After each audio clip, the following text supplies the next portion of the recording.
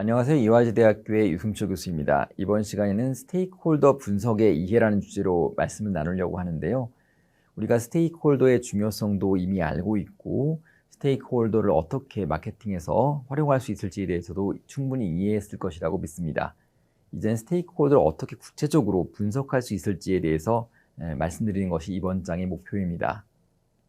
그럼 구체적으로 학습 목표를 한번 이야기하려고 하는데요. 첫 번째 스테이크홀더 분석 매트릭스라고 하죠. 이 매트릭스의 개념과 활용 방법에 대해서 말씀드리려고 합니다.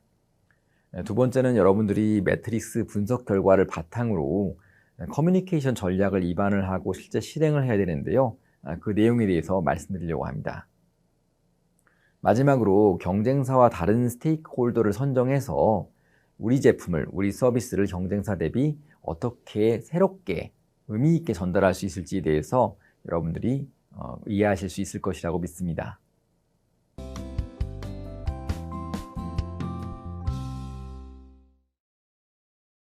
어떤 그 학교장님이 쓴 글이 있는데요. 제가 가지고 왔습니다. 똑같은 소금도 대상에 따라서 효과가 달라진다. 미역에 뿌리면 팔팔하게 살아나지만 배추에 뿌리면 시들시들 죽어버린다. 똑같은 물도 소가 먹으면 우유를 생산하고 뱀이 먹으면 독을 생산한다. 이런 글을 제가 가지고 왔는데요.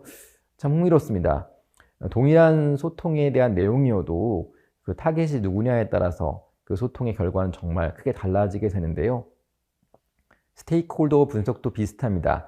어떤 목표 대상이 어떤 관심, 스테이크를 가지고 있느냐에 따라서 그들이 원하는 것도 다르지만 우리가 소통한 내용에 따른 반응도 달라지기 때문입니다. 자, 그럼 본격적으로 이해관계자 분석, 스테이크홀더 어널리시스 부분을 얘기해 보려고 하는데요. 쉽게 얘기하면은 우리가 이해관계자 분석을 하는데 기본적으로 저희가 해야 될 체크리스트를 먼저 말씀드리겠습니다. 조직의 이해관계자가 과연 누구인지, 누구라고 하면은 어떤 집단일 수도 있고요, 개인일 수도 있을 거고, 집단이라면 집단의 특성, 개인이라면 개인의 특성, 그런 것들을 충분히 이해해야 되겠죠. 그 다음에는 그들의 지분이 무엇인지, 그들의 관심사가 무엇인지를 파악할 필요가 있습니다. 어떤 집단 같은 경우에는 우리 기업, 우리 조직과 협업을 해서 금전적 이익을 얻고 싶어 하는 경우도 있을 것이고요. 어떤 경우에는 명예를 얻고자 하는 경우, 어떤 경우에는 단순히 정보만 요구하는 경우가 있을 것입니다. 그들의 관심, 그들의 지분에 대한 이해가 필요한 것이죠. 그 다음에는 그런 이해관계자 소통하는 데 또는 관계하는 데 있어서 우리 조직에게 어떤 기회와 도전이 있는지 구체적으로 파악할 필요가 있습니다.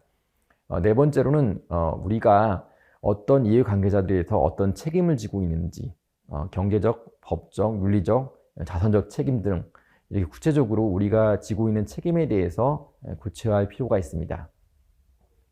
다음으로는 우리가 조직이 어떻게 이해관계자와 함께 잘 소통하고 대응할 수 있는지에 대해서 이런 도전과 기회를 해결할 수 있는 방법이 무엇인지 구체적으로 전략을 입안할 필요가 있습니다.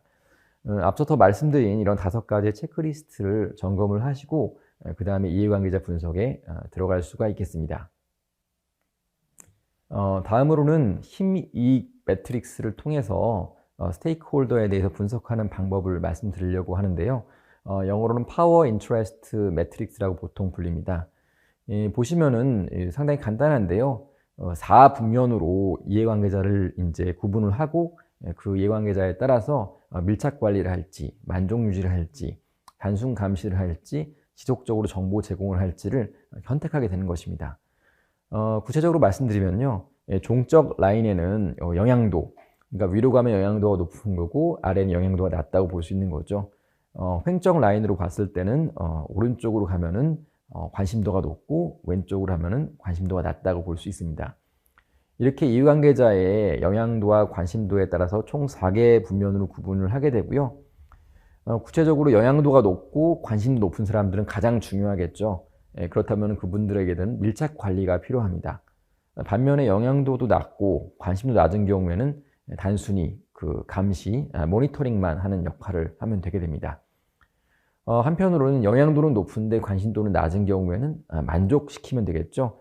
우리 만족감을 유지시키는 정도로 하겠습니다. 마지막으로 관심도는 높은데 영향도는 낮은 분들도 있습니다. 이런 분들은 영향력은 작기 때문에 대신 관심은 높기 때문에 정보 제공하는 것으로 우리 소통의 방법을 잡으면 되겠습니다. 이와 같이 시각적으로 우리 이해관계자를 분리를 하고 그에 맞춰서 이해관계자 커뮤니케이션을 할 수 있다는 엄청난 장점이 있는 매트릭스가 바로 힘, 이익 매트릭스입니다.